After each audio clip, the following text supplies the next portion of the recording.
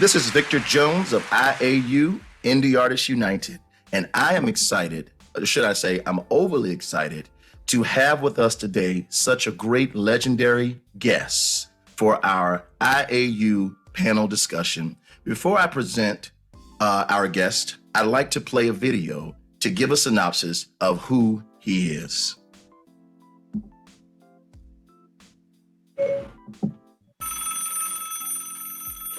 Hi Siri. How you doing, girl? Great. I have a question for you. Who is Bill Jolly? Bill Jolly is an Emmy Award-winning music producer, director, and arranger. He's worked with a lot of famous people. He also helps people like me to produce my songs, CDs, shows, and videos. You should visit his BillJolly.com website. That sounds hot. Ladies and gentlemen, boys and girls, Mr. Bill Jolly. Bill Jolly's talents are tremendous, his energy endless, his credits both credible and convincing. One of the great musical directors in the area, not only the area, but the country. Best, we think. His name is Bill Jolly. Musical genius, Mr. Bill Jolly. Say hello. Bill Jolly's gonna be here. He has something to do. He's very modest, but he's an Emmy Award-winning composer. Yeah, he's composed for HBO, MTV, movies, TV commercials. We want you to, if you can't have Bill Jolly in your home, yes, at exactly. least you can have the Wave Music System. Exactly right. Bill, I want to try that song Money, man. The commencement speaker is Mr. Bill Jolly. Bill Jolly! Hey! Good night!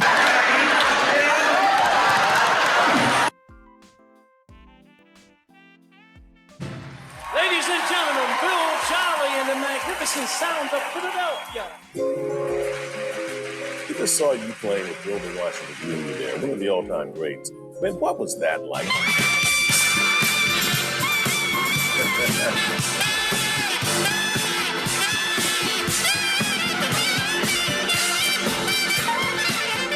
All right, let's just give Bill a big hand clap and let's give him an applause. Wow. All right, and so I'm going to present to everyone on this panel our guest, none other than the legendary 3 Emmy Award winner, producer, / encourager, / donator, / how much can I say to express who this legendary guest is? And his name is Bill Jolly. Thank you so much, Bill. Oh, thank you, man. You listen, you did that introduction so well, man. I'm gonna have to hire you everywhere I go. Hey, I'm down. Okay, Bill. So first I want to say thank you so much for joining us for this panel. I'm looking forward to a very high time, a very exciting time, very informative time. We have a lot of musicians at IAU that need your type of advice in their life, and just even me, myself. I'm looking to be informed and to learn so much today. First, I want to welcome you. Bill. How are you today? I am wonderful, man. Just another blessed day. You know, we get to wake up and smell the air, fresh air, and, you know, in our right minds, and hey, healthy. I'm thankful, man. All right. So where are you zooming out of today? I'm from Philly. Philly's my hometown. This is grew up in Philly, and this is where I've always been, in Philly. Great. So we're going to jump into this panel discussion, but I want to start off with a little bit of your experience, people you've worked with. I know the list is very long. I went to the website, but I just want you to give us a synopsis of some of what you do. That's a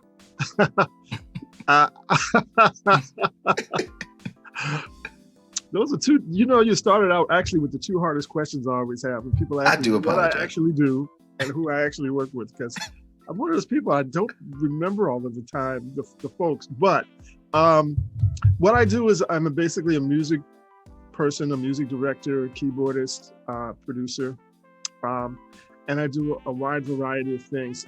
I kind of like to tell people I'm in the music world, you know, you have some people who are really good at one particular thing, and you have some people who are, you know, if you had to compare them, they're like a Dunkin' Donuts. They have their particular thing that they do.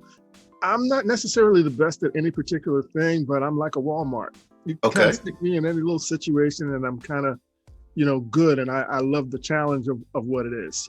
So when it comes down to music, I'm really more like a Swiss Army knife than, something that just you use to open bottles. Okay. I don't know if I'm explaining it right, but yeah, I get it. It's probably easier. And I think that's probably one of the reasons why I put together a website, because it's much easier for people to kind of really take a look and see than it is for me to really explain it, because it's a lot of different things. But music for film, music for television, plays, award shows, you kind of name it in the music business. I've probably tried it at least once. Yeah, and to name a few, I guess I'll go for it. To name a few, Questlove from the Roots Band, Kim Burrell, I saw you with, Angie Stone, I saw you with, Layla Hathaway, I saw you with. Oh man, the list goes on. I know you're modest, but I just want to throw it out there because you deserve the accolades, I believe, of the work that you've done. You've worked for HBO, you've done work for movies, you've done so many different things. And so what strategy or what would you tell a musician today that could possibly help them along their way to be successful, or maybe close to successful as you are? Well, I think the first and most important thing is, I knew that I wanted to play music from the time I was in first grade. I don't know what it was, but it was just something about it that I love this music. And I think why that's so important is because I think whether you wanted to play music or you decided that you wanted to be a radio host or you decided you wanted to be a doctor, it's got to be one of those things that you almost love it so much that you would almost like do it as a hobby or do it for free. Right. And so I think that's the most important thing, because, people do it for different reasons. Some people do it to find girls. Some people do it because they dislike it a little bit. Whatever your reason is, but make sure that it's something that you absolutely love, because you'll hang in with it during the difficult times if you really, really love it. So that's the first thing. And then I think the second thing is really just kind of defining who you are. Now, I give you a perfect example. When I went to college, I flunked piano 101. I mean, basic piano, I flunked. Now, I could play anything I wanted to play, so I could really play, but right. But I flunked basic classical piano. Wow. And I never made the jazz band in my college for 4 years. Everybody was great classical players, but I realized I'm never going to be a great classical player. But what I could do is I could listen to any song and I could immediately go over to the piano and play it by ear. Wow. So my thing was, okay, here's where my thing is going to be. I'm never going to be as good as the 200 classical piano players that have been playing since they were like 6 months, just out the womb. I'm never going to be that good. So I'm going to be the guy that's going to play all the dances, all the parties. I'm going to do all of the awards. I'm just going to do all of the other stuff that none of those people could do because they can only read music. They can't play art. And so that was really just kind of determining what it was. And then I think that the third thing is you have to, and this is the hard part, as much as we love the music and as much as we are creative people, you have to have a business sense about you, because it's really, playing music in a lot of ways is equivalent to opening up a McDonald's. Okay. To a certain degree, if you've got a McDonald's, first thing you're going to have to do is you're going to have to think marketing wise. If you don't have that golden arches sign, people are not going to stop in to see you, right? Mm-hmm. That's right. And you have to think to yourself, okay, now how am I going to make a living doing this?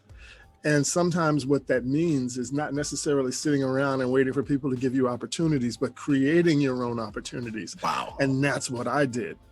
I had initially started off thinking like, wow, every time I wanted to do something, let me get somebody to bring them in. Like, I had a little band in junior high school and had a really great piano player. Piano player quit the band and I couldn't find a piano player. Everybody just, said, you guys can't play, because I was a drummer when I started out. Okay. And I just got frustrated and I said, I'm going to teach myself piano. I'll never be without a piano player again.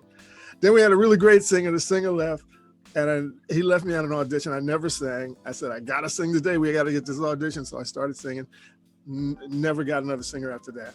And it went on, from the recording studio to, the lawyer left me to, video guy left me to, you name it. Every single thing that I am doing is because there was someone that I tried to get to work along with me who either said, no, I don't want to do this, or like, you're not good enough.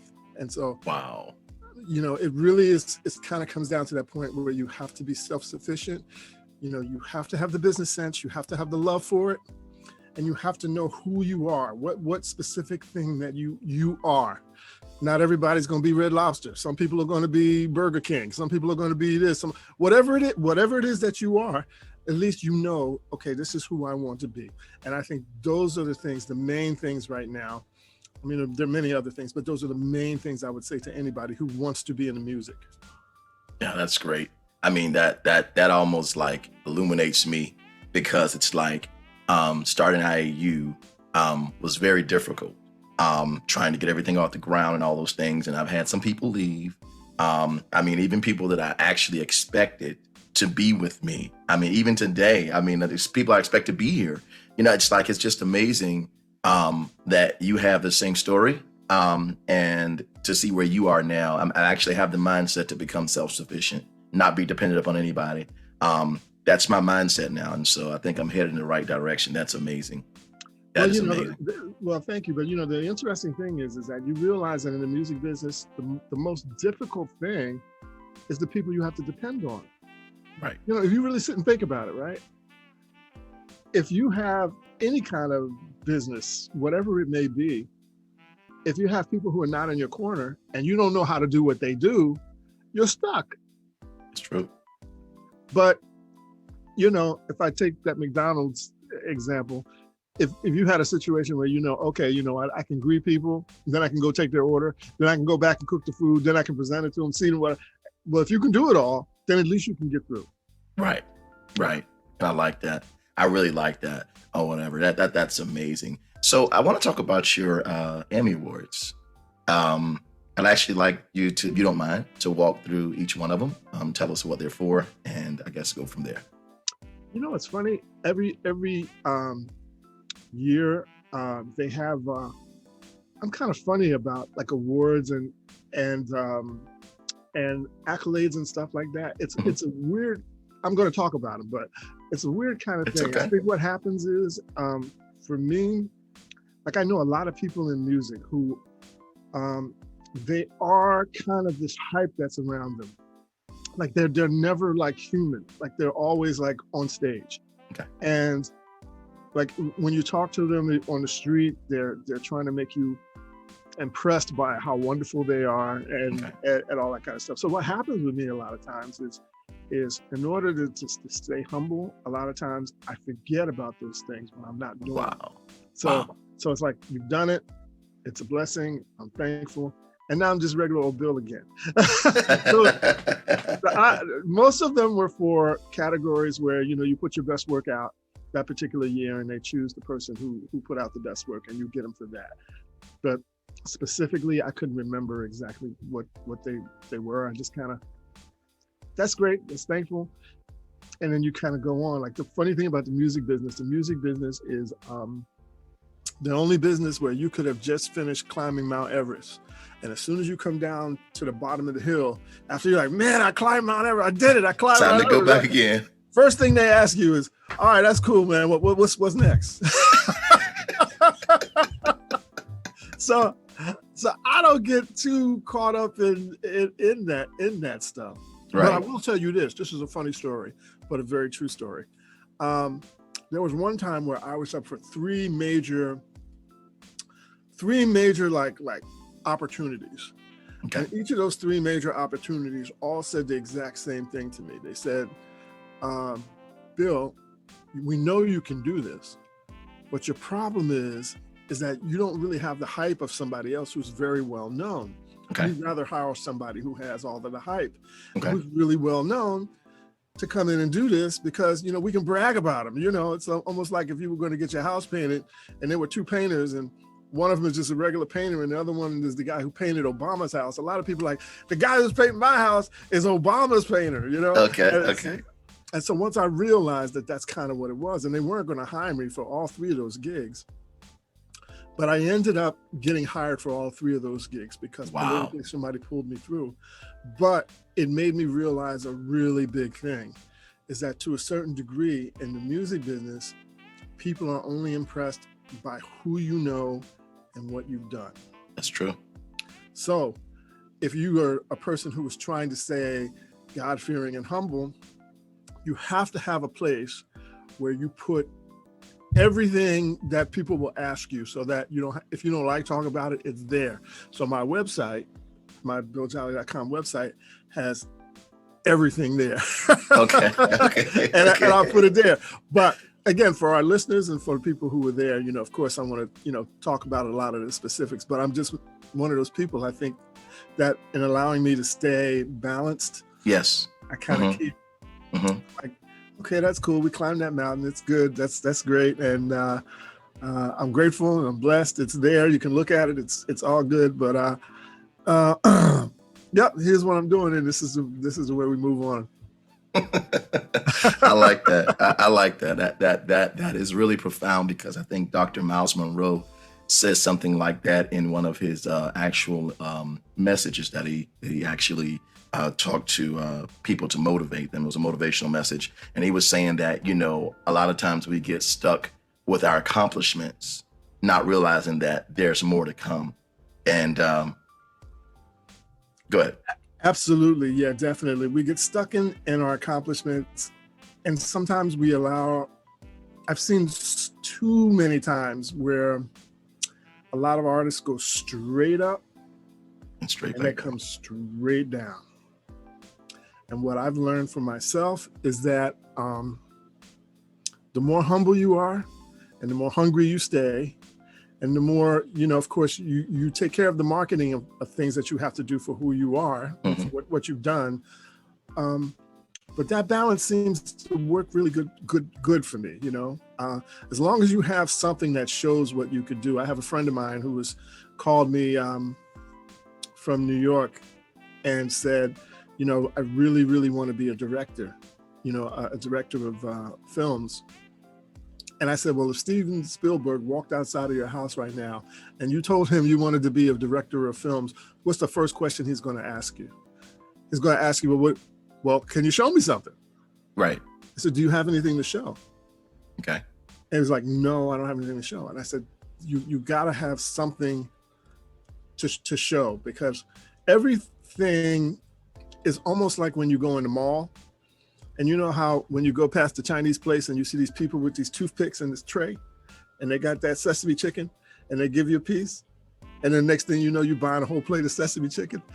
To a certain degree, certainly, you have to be able to show people what you have. Okay. And so a part of us as music people has to be able to market who we are to those people. Sort of like a musical appetizer or something. Yeah, something like that. You've got to be able to, almost like the the little promo that was there. You have to be able to show people very quickly, again, because unfortunately, most people in this business are only impressed by who you know and what you've done. Right. So, wow. I wish I could say that it's just your talent alone, but it's not. Right. You got to know somebody. And we have a saying, it's not what it is what it looks like. Right. I understand. I got you. There are a lot of examples of that. I can dig that. So I want to piggyback on the hunger. How can artists develop a hunger? Because at IAU, we actually have a artist development corner, and it's really good information, but nobody actually really pays it any attention. How can a person develop hunger for information, hunger to be better, hunger for, just things to make them better? Well, here's the most important thing that you got to remember is that every single year, you're either getting better or you're getting worse. So think about it, right? That's right. So even if you're staying the same, if the stock market crashes, but you stay the same, well, you did good. Right. But if everybody's doing well or on a musical standpoint, if everybody is embracing new technology and you're still playing, you said, look, music didn't sound good after 1982, so I'm not learning any new songs or not getting any new instruments, I'm not meeting any new people, then what happens is you're not growing. And what I do every year is, because, you think about it, when we were in school, we went to class, we got a report card, we got grades, and you knew, like, at least for 3 reports, like, this is what it's going to be. We're either going to get, we're going to fail, we're going to pass, whatever it's going to be. But after we get out of school, there's nothing to motivate us. So what I do particularly is every January, I go away on a vacation, and I usually try to go someplace where there's a beach, someplace warm, because it's cold here in Philly. Right. And then what I do is I take a book, and in that book, I write what happened during the year, right? Okay. I write a list of people that I need to eliminate to make, or things I need to eliminate. When you talk about that elimination list, go ahead. Absolutely. And then the third and most important thing is I write a list of goals that I want to accomplish for that particular year. And the goals need to be personal. Like it could be, I want to lose 15 pounds. It needs to be business-wise. This is what I want to do. This is what I want to make, whatever, but it needs to be a goal that you set for yourself for the year. Then every January, like I check it around my birthday, which is in July. And then from that point, every January when I go away, I bring the book from the following year with me and I check everything off. Wow. And the weird thing about it, I would say 90% of everything that has ever been on that list I've accomplished. Wow. And some of that stuff is really crazy. I mean, some of that stuff is like stuff that I said it and I was like, I don't know if that's really going to happen, but this is what I want. But just put it there anyway. It's something about putting it into the air, something about putting your energy out into the universe that allows, God to kind of come in and put the increase on it. Right, right. It's kind of like faith almost. It is faith. It is absolutely faith. So, so when you say to yourself, how do you stay motivated? It's like every year, your one goal should be, how do I we're not in competition with other people. Right. We're just in competition with ourselves. Like, how can I get better than I was? I like that. And that's just my particular mentality. And I think that's one of the reasons when I sit back and look at some of the things that I've accomplished. And it's funny because the past couple of days I've been working on my website and some of the stuff that's on there is like, wow, I forgot all about this. Right. You forget because you're so focused on what's next. Focused on the future. Let's keep pushing. Yes. Wow. That's amazing. And so let's talk about the elimination list. So when you're using your elimination list, how does that look? If we were to create one for ourselves, how would that look? How do you measure that? Here's my book. I tell you. So essentially what I do is the most important thing is the first page is to just write your thoughts. Just like almost like you were talking to somebody, but you're really talking to yourself and explain what happened during the year. Everything. Because it's funny, sometimes from year to year, you forget what happened that particular year. Right. This becomes almost like your life story in a way. Okay. And then you have to figure out what your goal is in life. I put like, what is my main goal? And for me, my main goal that I want to achieve in life is really very simple. It's probably so simple that it's going to sound ridiculous. Okay. But my goal is I want everything that I want to do, and everything I don't want to do, I don't want to do. That sounds small, but it's huge. It's humongous. It's huge. Yeah. And so what I did was I put a list of people that, I need, to help the business grow. And I made a list of those people. And then I put one under my health, what I want to accomplish health-wise. I said I want to get down 15, 20 pounds by my birthday, which I'm already, I'm more than halfway there. Right. And then pieces of equipment that I want to buy that's going to allow me to do what I'm doing much better. Of course, the list of the people who got on my nerves during the year, who got to go. You got to eliminate them. Okay. And then, and then other things, dream ideas. And some of those ideas could be like, what is a place that I've always wanted to travel to?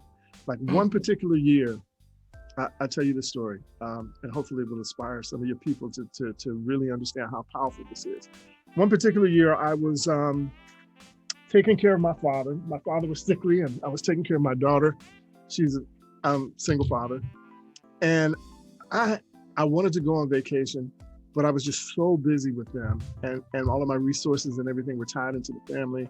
And I wrote on the list, I wish I could travel the world and not have to worry about money. I like that. Right? So a couple of months later, I get this email. His email says, hey, you signed up for Hyatt Alerts. So we have this Hyatt contest. It's called the Big Welcome. What we're doing is we're giving away 365 nights at any Hyatt anywhere around the world. We're giving away 1 million airline miles, and we're giving away $50,000 to the one person in the world who can come up with the most creative idea about what you would do if you won the contest. Wow. But you cannot use music, right? You cannot use music. It's got to be a video that you send in. And so I said, well, you know what? I know why they said no music because I work for advertising agencies and things like that. I said, because it's a copyright thing. Right. So I emailed them. I said, can I use music if it's my own music? And they said, yes. Wow. So I went to Toys R Us. I bought 3 musician puppets. I bought a monkey. I bought a toy plane. And I bought a toy airplane. Yeah, toy airplane. And then I downloaded these Hyatt properties. I put on black shirt, black gloves. I wrote the song, which was a mixture of the Black Eyed Peas and the Beatles. And I had this monkey and the 3 musicians sing this song while they were traveling to different Hyatts around the world. And I won this contest. Wow. And I literally was able to travel the world for free without having to worry about money. But again, I swear to you, I don't think it would have happened if I did not put that in the air at that particular time. I understand. So timing is everything. And I think the biggest thing I know me growing up, I can say that I was in poverty. And so growing up in poverty, seeing success is a whole nother perception. I don't even know if it was possible. And even now, if I might be honest, my success looks nowhere near, your success, if you understand what I'm saying. In other words, my future success, I'll say that. Sure. So, I'm working on me. I'm working on the me statements, believing, trying to separate from the people that don't believe. You get what I'm saying? Absolutely. And that is a hard thing to do. Well, let me tell you this. Everything that you're saying about like success and comparing yourself even with other people, it is natural for all of us to feel that way, know. And I will give you an example right now that I just went through, because I felt exactly. You know who Quincy Jones is, right? Oh, yeah. I'm not sure if you saw the documentary on his life. I saw it. And there's one about David Foster. And I'm not sure if you know who he is, but he's another really big producer. And they did a documentary about his life. You should definitely look at those two, because these two guys have like when I saw their documentaries, and I did that this year, I felt like everything that I have accomplished, I felt like I felt like I had done nothing. Like they made me feel, I felt so inadequate. Okay. Looking at what these guys have accomplished. But here's the thing. The one thing that made me feel really, really good about watching both of their documentaries is that both of those guys, to accomplish what they accomplished, they had to basically abandon their families. Their kids didn't know who they were. They've had multiple marriages. They've, left mothers, left sisters, and the one thing that I've done in my life was I have always been here for my family. As again, I was a single father. I took care of my mom to her last breath. I took care of my dad to his last breath. I have nieces, nephews, I've taken care of my family. I have not left them. So on one end, I felt totally inadequate as a musician And on the other end, I felt really good as the comfort. Yeah, validated. As a human being. And knowing now, my father passed at the end of 2019, but knowing now also that now, everybody's fine now. And now it's my turn, Wow. And so it's kind of like what you say too about timing, if I had been successful at the time when they were alive, I wouldn't have been here to be there for him. I understand. Yeah. You know what I mean? So I wouldn't have been here to help my family. So it really is one of those things where you have to not just look, I mean, in a weird kind of way, their stories say that, hey, only big success comes when you have to throw your family under the bus. That's kind of what that says in some ways. Right. I saw something on Lionel Richie where he was talking about his daughter and how he was just on the road and he just couldn't be there, whatever. His family fell apart. But, I think we're put down here and judged by the totality of what we're given. Right. It's not, it really kind of, and that's what I'm saying to the very beginning. It's really about knowing yourself and being honest with yourself. Right. Right. Like, okay, you know what? I'm going to sacrifice some of this other stuff. When my daughter was born, I got off the road. Right. Because I didn't want her, I needed to be here for her. Right. But I think there's a part of us that really just kind of has to say, okay, you know what's my priority? And, when you look at it in the end, you have to make sure that you say you don't have any regrets. I understand. And I don't have not one regret. Right. Right. That makes sense. So tell me this. This is going to be the last question. I want you to give us a little bit of instrumentation there on that keyboard, if you don't mind, and then we'll move to questions for the audience. And so, what do you say to someone that their family has turned on them, and the family don't support them? And because I gotta throw it in there because a lot of times we see the light and the good light and the moral light. But what happens to that person that family don't support, family don't want to be there, family turns back on that person and they have no other choice? What do you say to a person like that? You mean as far as their music goes, they're not supportive of their music, or they're not supportive of them as what they want to do in let's just speak hypothetically. Let's speak possibly just nothing. And so let's say if a person is a black sheep of a family, or this person possibly may be a black sheep of a group, or, nobody wants to work with them, or, however, just that type of thing. Because I've heard stories about people like that too, that actually, made it. What do you say to a person like that? Well, here's the thing. And again, for me, I'm very lucky. I had a wonderful mother and a wonderful father. Right. So I'm very grateful for that.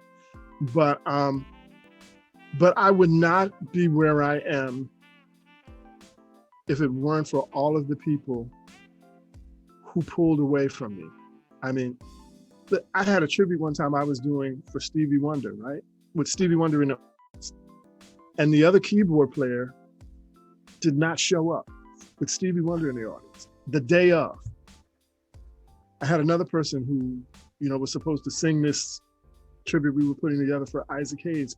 He didn't show up the day of, So what I'm saying is, and then we'll get back to, that other thing, but my most important thing is that you have to understand that there are going to be people who are not going to see your vision. They're not going to be, it could be family, and a lot of times it is family. It could be friends. It could be, people you're working with. The most important thing in this is you have to put yourself in a situation where whatever you don't know and whatever you don't have, you have to be your own inspiration. You have to be your own support system. You can't really expect anything from anybody. You have to be willing to go this whole journey by yourself if you have to. That's that self-sufficiency you were talking about. I like that. But you have to, and the only way you can do that is you have to love this music. Like you have to love this music so much that I'm not going to let anything stop me, You can go ahead and keep going. Sorry about that. Yeah. So, I think that's it. You have to understand that your dream is not going to be everybody else's dream. And you will be surprised how many people, when you tell them that you want to do music, they kind of laugh and say, well, what are you going to do for like a real job? Right. That is. You music, okay, that's a hobby. what do you want to do for a real gig? And, right. So I just, but you have to believe in yourself. Right. That's the only thing I can really tell everybody. You got to have like insane, and there's going to be times where, the weird thing about the music business, it's not a 9 to 5. Right. You can make all of your money in one day, or you may go, like I say, that 7 months or 6 months. I went when I made $75. Right. But you still got to believe in yourself and keep going, right? I talked to a guy yesterday. He hadn't worked since the following January, not this January. He hadn't worked at all. Wow. So at this point, let's get some instrumental music here. Now I know you work with Stevie. I just want to talk about that just a little bit. But I want to hear the instrumental first. Maybe give us something Stevie Wonder. I don't know. Give me your tribute to Stevie. I don't know. However, whatever you want to play. Just play whatever you want to play. Can you hear that? Yes, we can hear. All right, little Stevie tribute. This is off the cuff. Okay. We'll play just a couple tunes here. Let's see. Wait a minute. Hold on. Let's see.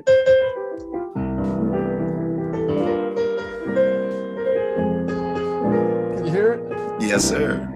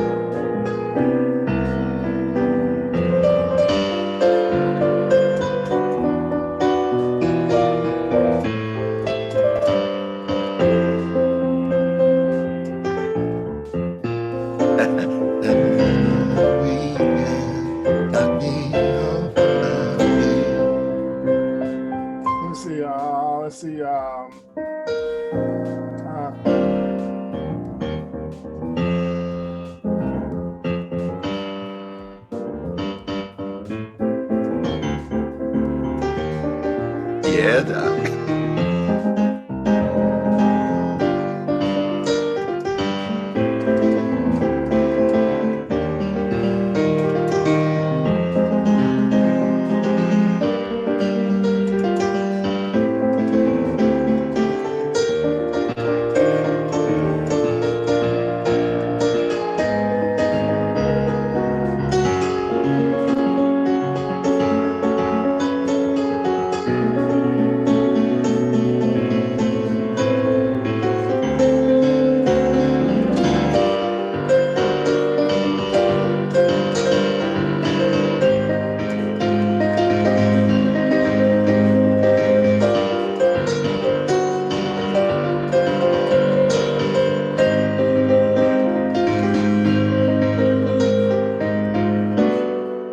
All right, I love that off chord. Listen, I can play all day, What's that?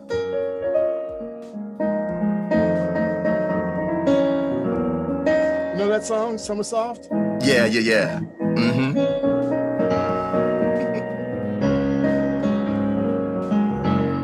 Or what is that one?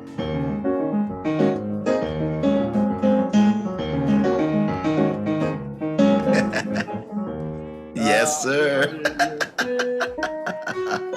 Anyway, I can go on. Yeah. I love that song. Makes me weak and knocks me off my feet. I love that song. Yeah. Absolutely. I've been studying that one. Yeah, he has so many great tunes. And his chord changes is like amazing, man. I mean, the way he jumps from different area to different, I think it's because of his disadvantage of being blind. I can say disadvantage. Well, maybe it might be an advantage. I mean, it's just, Some of the stuff he does, like one of my favorite tunes is Creepin'. Okay. I love that song, and it's, and the chord changes he does. Yes, sir.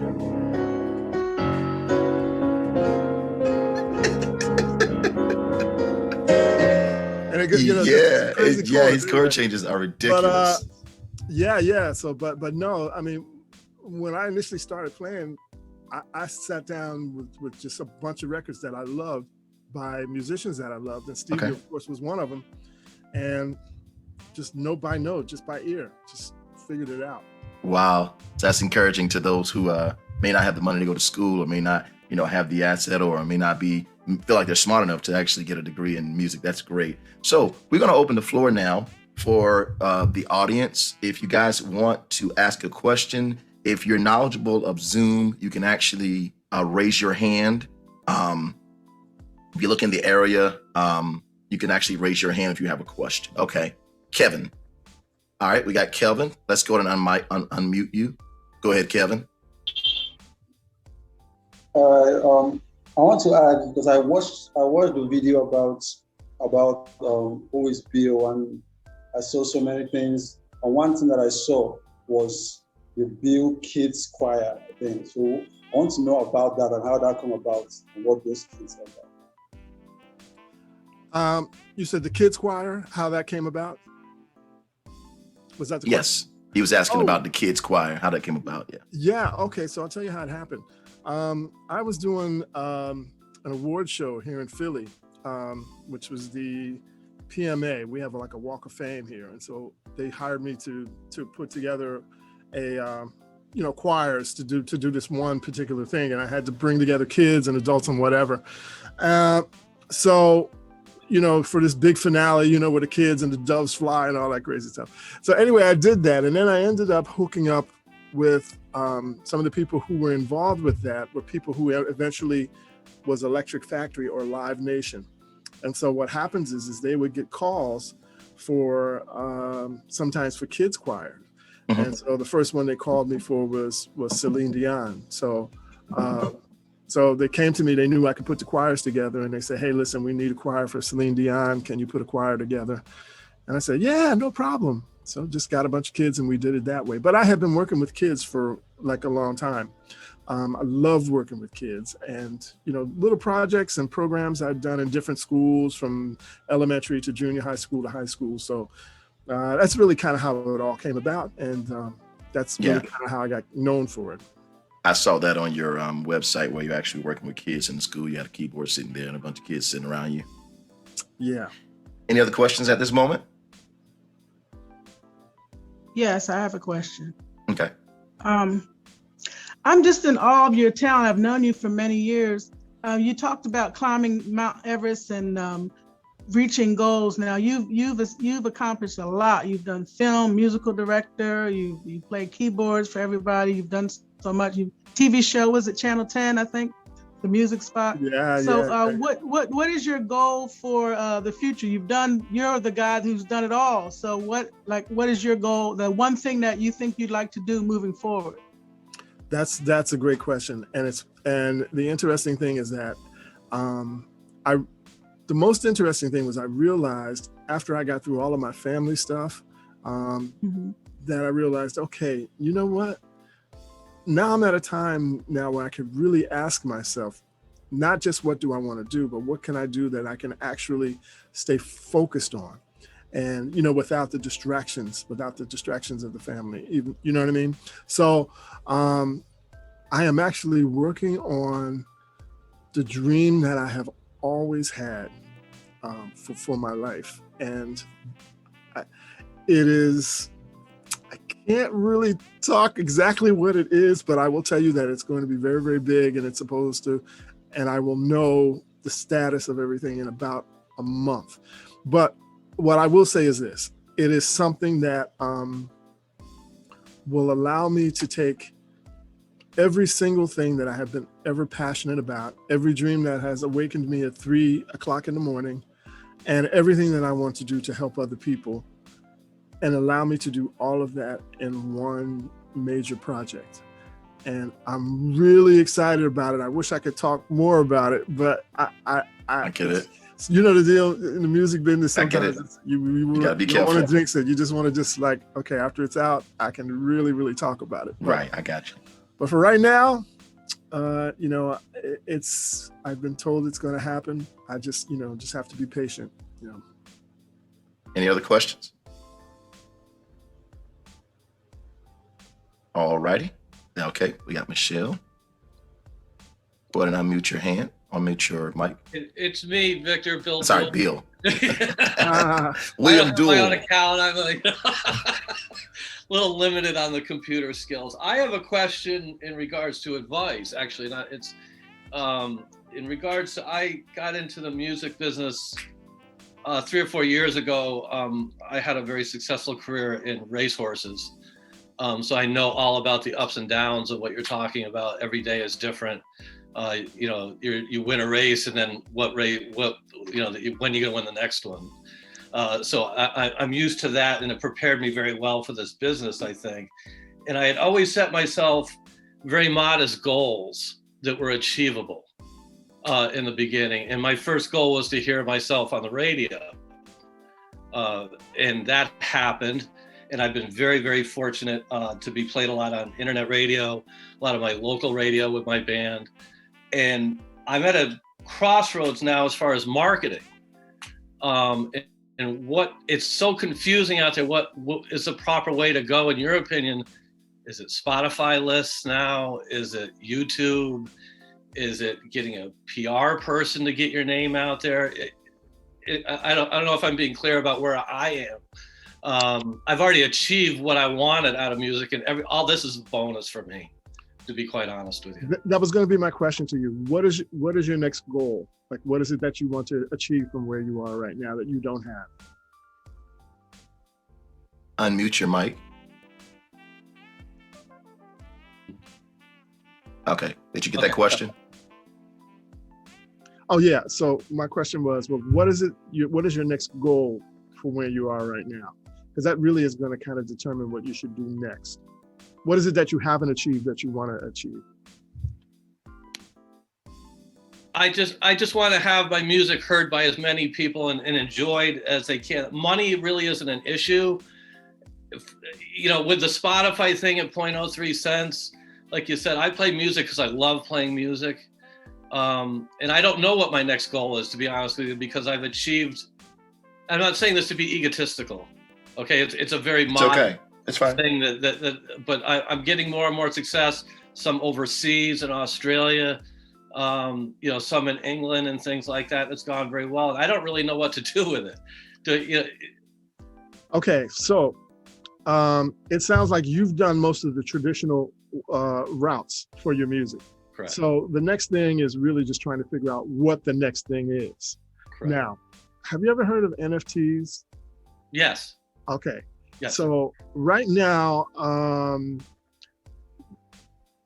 everything that I am reading, that I've been just researching, says that that's going to be the next big wave of the music business. The reason why is because, and for those listeners who do not know what NFTs is, non-fungible tokens is what it stands for. But just to be very, very simple, it's almost like a, how when you go to an auction house and they have one painting there and everybody bids on this one painting. It's the concept is different from the regular music industry with Spotify and all those things. With Spotify and all those things, it's like all about volume. Right. Okay. How many songs can you sell? How many songs can you sell? With NFTs, for those people who have dedicated fans, you may make 100 copies of one song. And you say, listen, we're only going to sell 100 of these, but they're going to be for $1,000 or they're going to be for $50, and it becomes a collectible.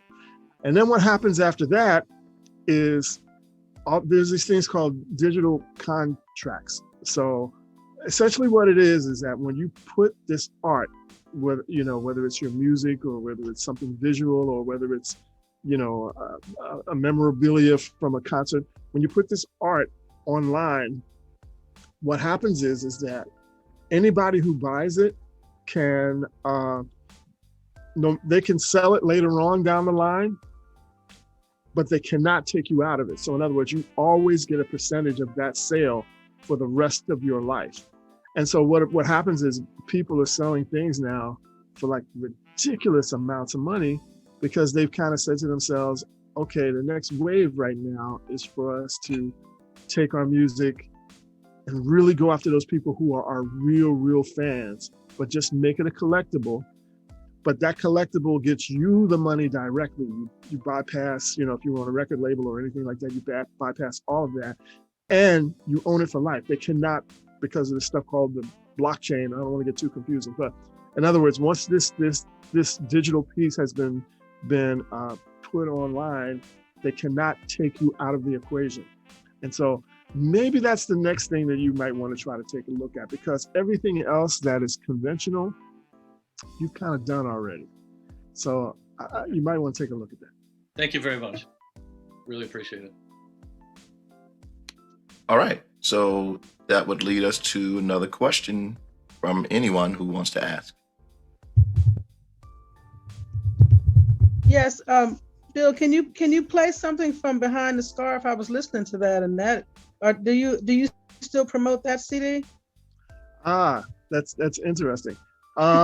I have one CD that I made, and I'll just tell you quickly the story behind it. When my mother passed in 2004, you hear how you hear the word life is short, right? But after she passed, I got it. Like it just, for some reason, this thing just clicked in my head. It's like, okay, I really, really get it now. So I said, I'm going to do everything in life that I ever wanted to do, and I'm going to do it now. So I said, I always wanted to make my own CD. So I took 10 days and I just did the CD. And I really didn't care if it sold 2 copies. I did a little thing on it, and that was it. It was just, I really just had to conquer it for myself. I didn't want to be any big artist. I didn't want to tour around. I didn't really want to go through the hassle of trying to get airplay or anything like that. I just needed to do it because it's something I said I wanted to do, and I did that. So there's probably some things I could play from there. Some of the things are instrumental, and some of the things are vocal things, but nobody, of course, would know it because it's never really been played anywhere. Yeah, but there's some really cool stuff in there, but we won't burden these people with it because they don't know what it is. But I will play it for you, though. So we're going to be getting together. So to work on her project. Sin for those people who don't know, she's a great singer, absolutely wonderful. Okay, she's so working on a lot of projects as well. Yeah, Cynthia. So I want to say this quickly, that Cynthia actually introduced me to Bill Jolly, and want to give a shout out to her as well for all that she has actually done. Give me 1 second, one kid. We want to thank you, Cindy, for all that you have done for IAU, and we're going to talk about IAU in a minute. All right, so we have next up Mr. Jolly. This is Fun Kid. He's a part of IAU. He's been with me for a while. He actually helped me establish. He's in Nigeria, Africa. All right, Fun Kid, it's on you. Yeah, hello. Hey, how you doing? All right. I'm good. Yeah. Sorry. I want to ask a quick question about what do you think about IAU? What do you like? What do you think about IAU itself? Indie Artists United. What do you think about it? I was going to say IAU. That's a new digital format. Well, I'm just being introduced to IAU, but I think it is wonderful to have a situation where anybody can really try to do what they can to help each other. I will tell you this one story. When I first started out, there was a guy who I wanted to sit with, and I asked him, I said, he was in New York. I said, can I just sit with you and just watch? I won't get in your way. I just want to sit with you and watch. And he said, no. He said, it's like, no, I just want to sit. I don't want to get in your way. I just want to watch. And he said, no. And I could never understand that. And I told myself if I ever got to the point where I had any knowledge at all, that I would always make sure that I sat and talked to people and they could ask me anything that they wanted. Because too many times in this music industry, we don't, sometimes it's this crabs in a barrel mentality, and we don't realize that, we're really supposed to be here to try to uplift each other. And I think that's one of the beautiful things about, what you guys are trying to do with this, because it's all about, how can we help each other? How can we share information? How can we, whatever it is that we need to do, how can we, kind of come together? So I think it's beautiful what you guys are doing. Anyone else? All right, so I guess we're moving now to, I think we have one here. Is it Kendrick? Does she have a question? I don't think so. Okay, so next we'll move to, I guess we'll explain a little bit of IAU to you, and maybe, I don't know, we're actually looking for all the support we can get in any way that we can, and we appreciate you doing this, Mr. Jolly. So Indie Artists United is pretty much, like you said, it's a network. It's a network for musicians. We're actually trying to help, develop musicians, help create more of an awareness of togetherness, unity. And so that's why it's called IAU. It's called Indie Artists United. We want to bring musicians together and get them to understand that unity is the way. It's not always good to be alone. It's always good to have that support system, that base to actually help you move toward your goals as far as a musician. And so that's kind of in a nutshell what we are. I'll share it more with you later if we could actually have a conversation after this video. So is there anything that you can do? And I hate to put you on the spotlight, but I mean, even if it's something like this, maybe once every 3 months, just come back and talk to us and give us some insight on things. I don't know. So what do you think you could do to help Indie Artists United? Yeah, definitely. But the good thing is that, you and I have, our contacts, between us, and, anytime I can come back and, if there's anything that, if I'm helpful in any way, that I'm totally open to that, Wow. Again, like I say, the most important thing is, for me, is that we all got to understand that we're all part of the same community. That's true. And if you know something that I don't know, then hey, let's share, let's talk about it. You can use it, you cannot use it, but here's kind of what this is what works for me. And you may do a variation of that, but at least it's like we're talking to people who are using this every day.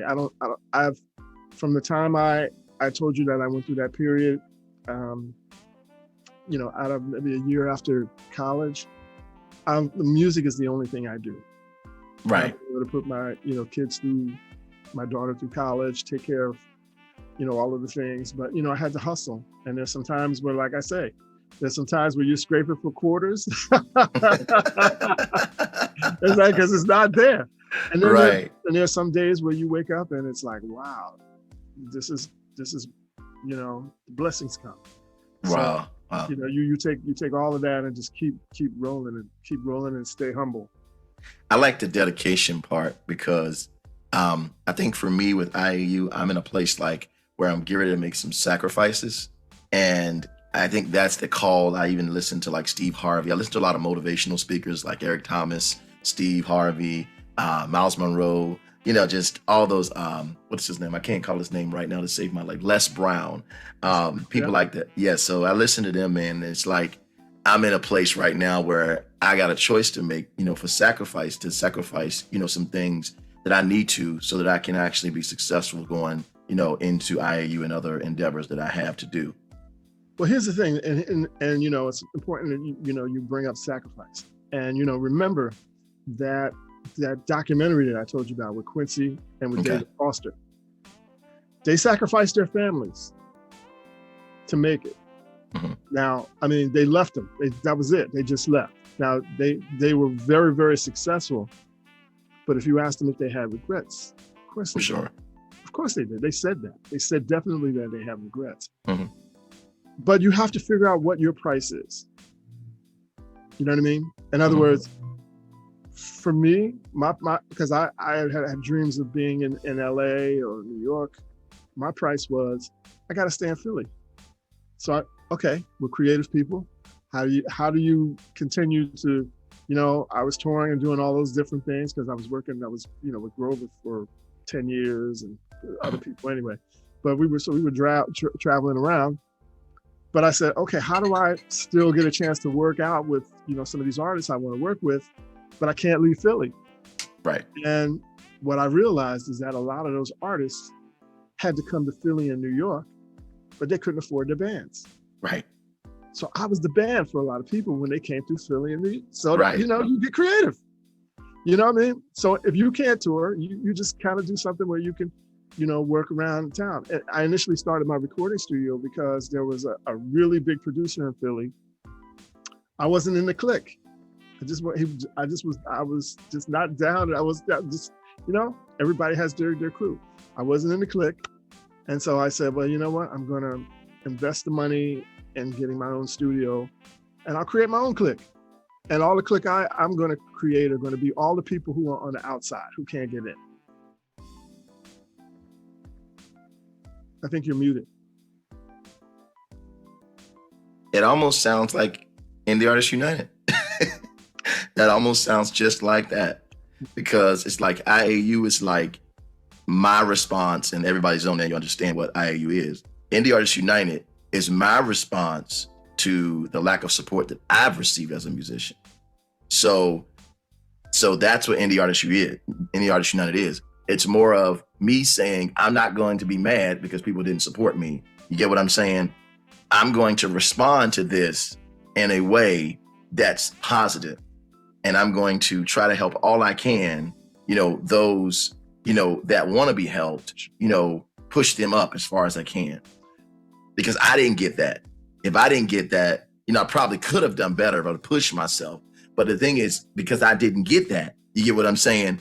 Then my response is to help every musician and artist that I can, whether be it whatever genre it is, be that, stairway to help people get up and to support them in ways that I did not get. Absolutely. You become the, I forgot which one. Maybe it was Gandhi, maybe it was Mandela. Somebody said, become the change you want to see in the world. And that's essentially what this is. Mm-hmm. In every situation, I'm always thinking, what's not there that I really wish was here? Right. And like I said, when my lawyer screwed me over, my lawyer lost my entire file, would not return my phone calls. Musicians, we don't like law. We think from the other side of our brain. We don't like to think from the analytical side of our brain. Right. But we know we need lawyers. We get contracts. We do all that kind of stuff. But there was a part of me that was like, you get angry, and then you say, okay, now that I got over that, what am I going to do? You become the change. I locked myself in a room with a book, and I read that book until I knew it. And I never used another lawyer again. Wow. Now that's something major. And I negotiate some of my friends' contracts for them against lawyers, and I beat them up. Really? Yeah. Wow. I'll be talking to you. No, the thing is that I don't really talk about that a lot. But I'm just saying, my point is that when it's like when they say life serves you lemons, you make lemonade. I like that. I really like that. So yeah, Indie Artists, that's what it is. And we have any other questions? All right. So I do want to talk about one or two more things before we end this. I'd like to talk about Stevie. Did you ever work with Stevie? How was that? Or, Yeah, I did. Not on an extended basis like touring. Okay. But not like that. I was never part of the touring band, but I did work with him. And it was, there are, and I heard somebody else explain this. There are, like, genius is one of those words that, you very seldom use. Okay. But this guy was a genius. He is a genius. There were all of the musicians who we were all watching him at this one time. And we were just our mouths. Every time that I've been in his presence, he just has this otherworldly thing. And this guy can play he's just a genius. Yes, he is. That's the only thing I can really say. He's probably the closest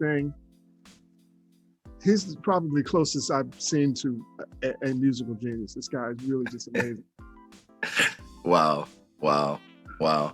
So Chick Corea, I saw you had a picture with him. Of course, I'm not sure if everybody know who Chick Corea is, but Chick Corea is a legendary. He is like a beast.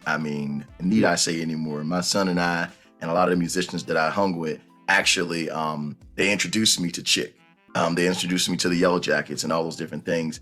Tell us about Chick. How did that happen with the picture and all that? Well, here's the thing.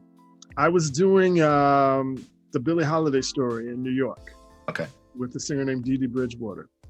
And It's our opening night, and they come backstage and they tell me Chick Corea is in the audience. I'm like, what?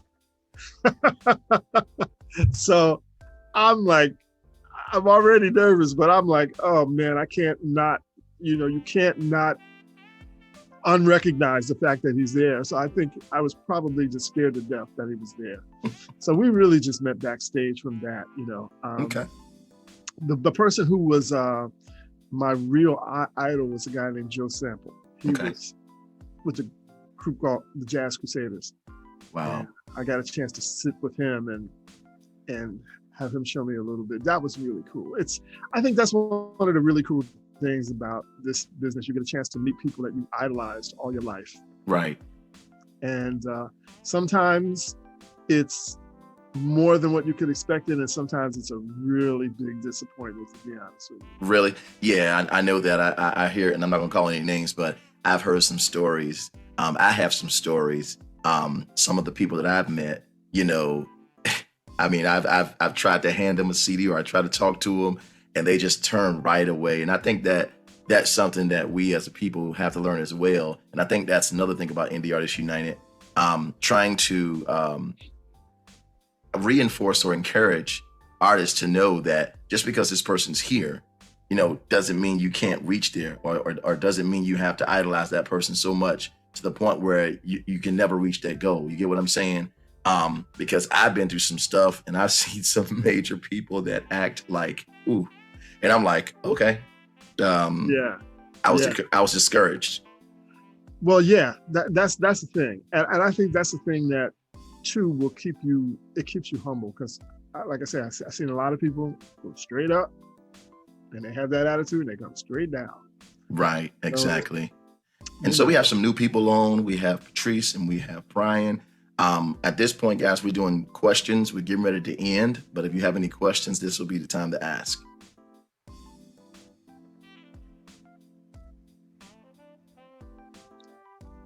Anybody got any questions? Patrice, Brian?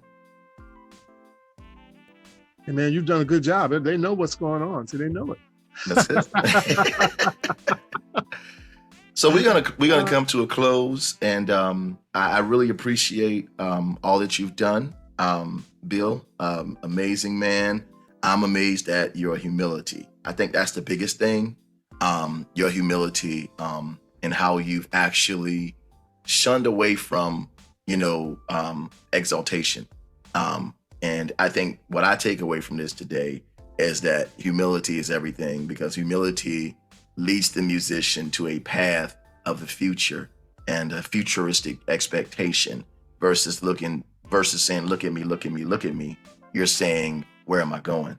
And so what I take away from just the embodiment of what you are is just, you are a futuristic expecting person, versus looking at all of your accomplishments. You're saying, now, what can I do to even do more? And so I think that attitude is what brought you to IAU. This is what made you say, yeah, Well, I appreciate you saying that. And, I just want to, just encourage everybody to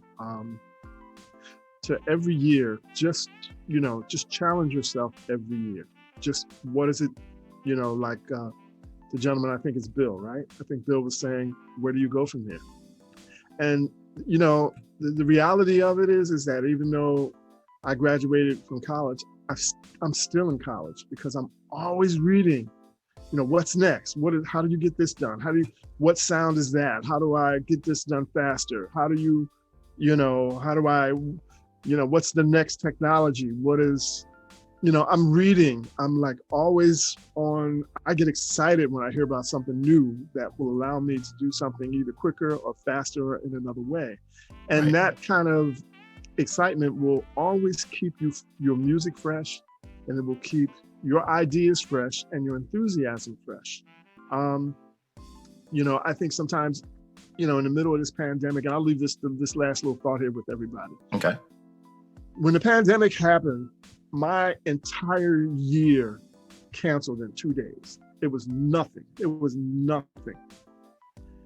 And it was almost like, the magician with the rabbit, and the rabbit disappears. It's like, wait a minute, it was right there. It's gone. There's nothing, Right. And so what happened was, I started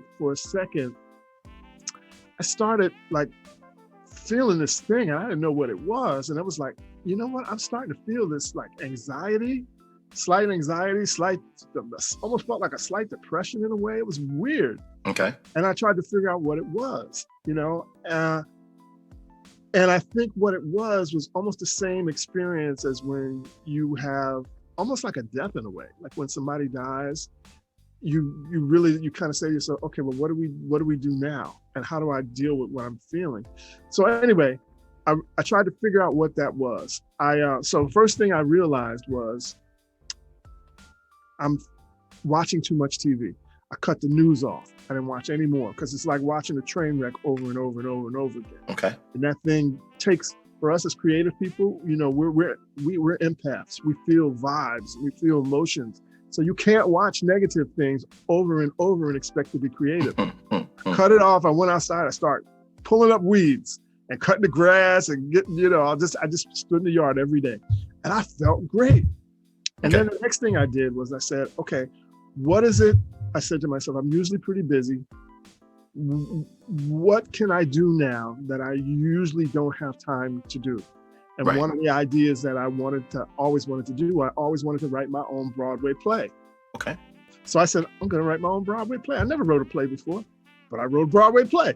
Called a director friend of mine. We wrote this thing out, and I wrote the Broadway play. So then I said to myself, okay, you know what? I don't really like to read. So how can I get a demo of this thing? I said, okay, all the actors are home. So I called up 8 actors, sent them the script. We did a Zoom call just like this. I had everybody record their own thing. I had them put up a green screen behind them. I had each one of them doing their parts. We recorded the whole script. They sent all of the stuff back to me. I put all of it together, edited together like a small film or a small sizzle reel.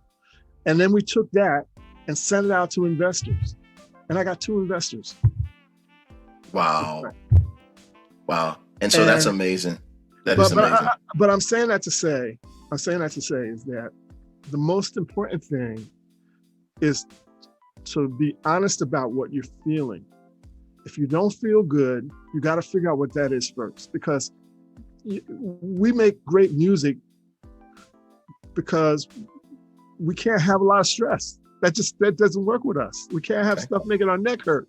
Right. So figure that out. And then say, okay, how can I make this into a positive? Okay. And then say, okay, in order for me to grow, I got to do something I've never learned, but I got plenty of time now. There's nothing on the books. Figure that out, do that, and then figure out what you can do. And so now I look back at the pandemic and I say, I'm glad it happened. Right. You know what I mean? What's amazing to me is because Indie Artists United was born out of the pandemic as well.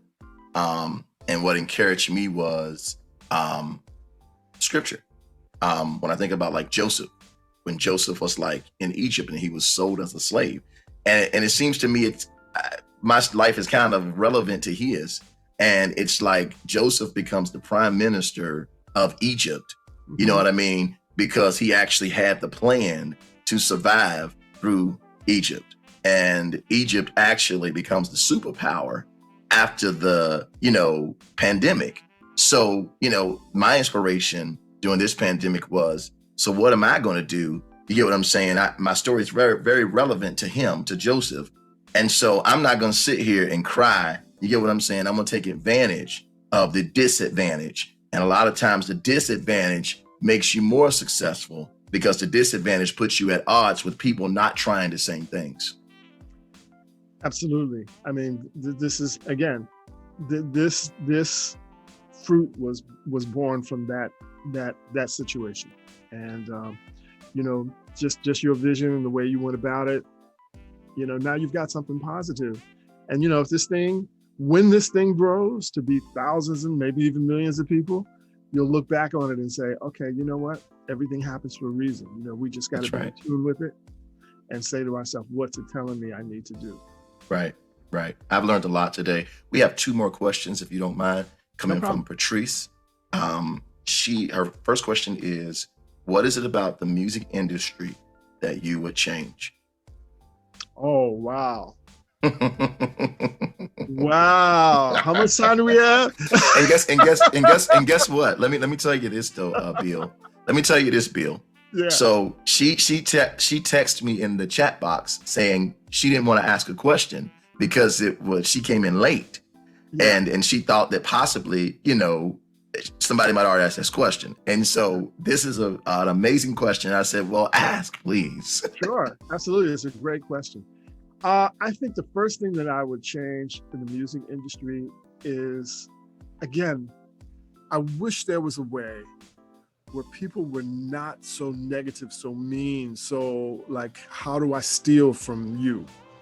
I wish, because now it's almost like you're in it, but when you hear and you talk to people, it's almost like they're like trying to survive a relationship that's, violent or something, or like, it's just this, like, I got through it, but I had to go through this and I go through this. And you hear the stories all the time about people being ripped off.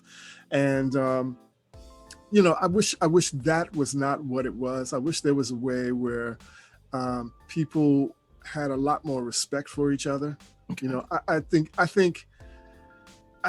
that would be the main thing, because sometimes it's just so political and it's so negative and it's so, people ask me a lot of times what being in the music business is like. And I tell them, I said, for you to do really great work in the music business, you absolutely have to love it first. That's number one.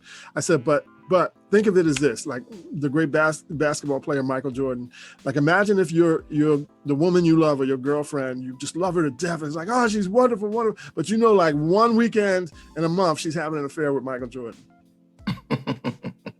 Like, there's this part of you, but I love her so much, but like she rips your heart out once a month, right? Right. And there's nothing you could do about it. And so it's a song that's called "The Way She Loves Me." I think that's that's kind of what that's kind of what it's like. It's like you got to be able to hang in there, but that it's going to do something that really just like takes you out, like that really, really just takes you out. But here's the thing: the music never disappoints me. It's always someone's personality or someone's ways. That's the only thing that has ever really caused me any pain, like the negativity of people. And sometimes the funny thing about it is people you try to help. Yeah, I agree. And I think the thing is too, and I'm not your caliber, but at the same time, I think it's jealousy.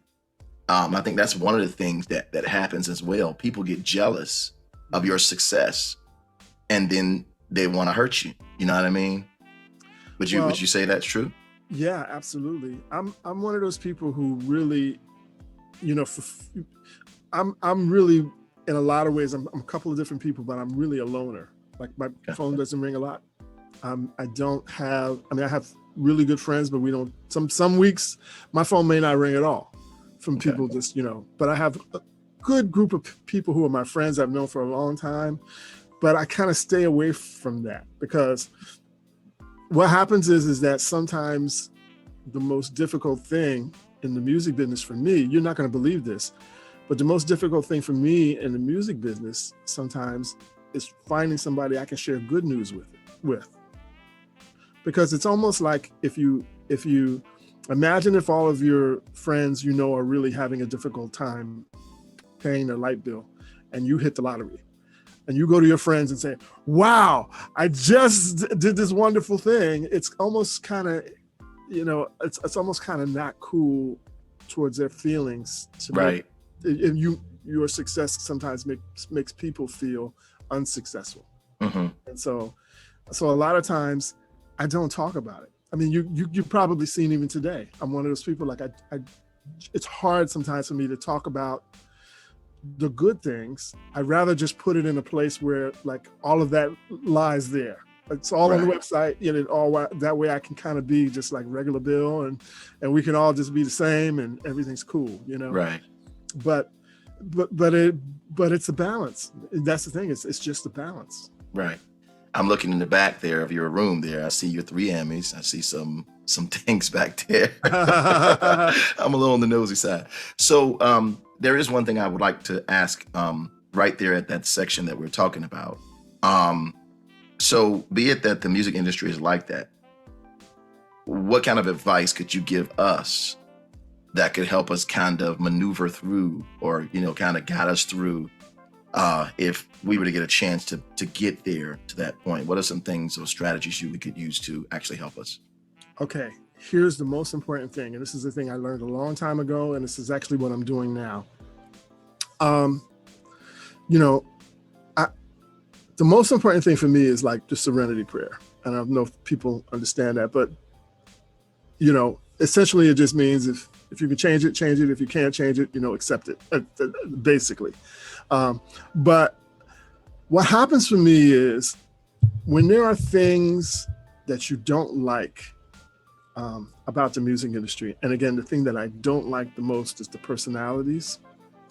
But what that means is the only way that you're going to be successful is you have to create your own where you're the boss. You have to own it. In other words, if I'm always working for somebody else, it's probably going to come a situation where there's going to be somebody who rubs me the wrong way, or you're going to say, "Well, I know more than they do. Why am I following an idiot over the side of the cliff?" You know, if you've ever had those thoughts or you've ever had those feelings, then what that means is that you were meant to be the boss, not to be the employee. Wow. Which means that in order for you to be the boss, you're going to have to take yourself to school, and you're going to have to say, what is it I don't know? And you're going to have to stick yourself in a room and figure that out. And then you got to do 3 things. This is all proverbial here, but you got to buy the gun, put the bullets in the gun, and then fire it. In other words, make a plan, work towards that plan, and then do it. And don't look back. I mean, you know, you may make some mistakes. You're going to make some mistakes. I mean, I made some horrible mistakes, you know, as time went on. But now I have absolutely no regrets, because each one of those mistakes takes you in another place. You know what I mean? So I would encourage everybody to, like, if you have something you really, really want to do and people are not cooperating, the only thing I can tell you is that every single thing, not one thing, every single thing that I do and I have been able to accomplish is because I asked someone else to do it first. And they said, wow, that is defining. So I won't hold you up any longer because you look very thirsty, Mr. Jolly. I'm thirsty. That's a joke. That's a joke. Yeah, but I don't want to hold your time any longer because you've been too kind to actually work with us at IAU, and I really appreciate what you've done. And we look forward to you coming back. How many won't be able to come back? All you do is raise your hand. I won't be able to come back. We won't be able to come back. So we look forward to scheduling you for another time. Whenever you're available, just give me your schedule. And we really appreciate what you've done today. I fully thank you. I definitely will get you a certificate from IAU, just showing you our gratitude for what you've done, Mr. Jolly. Thank you for all you've said today. I think everyone has been influenced, whether musically, informationally, or any other angle that you've talked. I think you've talked to us therapeutically. I think you've talked to us just well-rounded. I mean, just well-rounded presentation. And we really appreciate that, Mr. Jolly. And so if all minds are clear, if your mind is clear, Mr. Jolly, we're going to go ahead and let everyone go. All right. So this is Victor Jones of Indie Artists United. And this is Bill Jolly, the legendary Bill Jolly. Thank you so much for being with us. You guys have a great rest of your day and take the information, load it, and shoot Hi, it. Bill. Thank you, Mr. Bill. Thank you very much. I appreciate that. All right. No problem. Thank you, man. Thank you. Yeah. Thank you, Bill. You're great. All right. Thanks, Sam. We'll talk soon. Thanks, Mr. Bill. Thank you, Mr. All right. Jules. Thanks, everybody. Stay blessed.